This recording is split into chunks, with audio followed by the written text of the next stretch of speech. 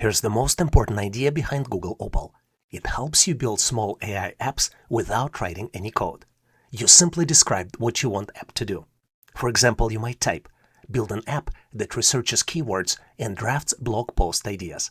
Then Opal turns that idea into a visual step-by-step workflow with blocks for inputs, AI prompts, Gemini model actions, and outputs.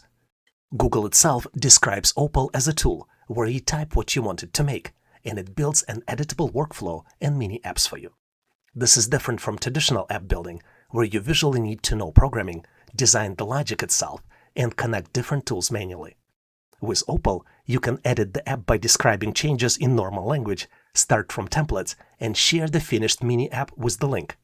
Google's Opal page describes it as a way to build, edit, and share AI mini apps using natural language. So the simple way to think about it is this. You are not writing code from scratch. You're telling Opal, here's the task I want to automate. Turn it into simple AI app I can use and share. Thanks for watching. I truly hope this video helped explain the concept clearly. If you still have questions though, or if you have suggestions on how this could be explained even better, please leave them in comments.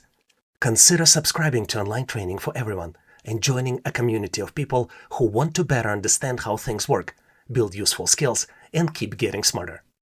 And if this video was helpful, please give it a like and share it.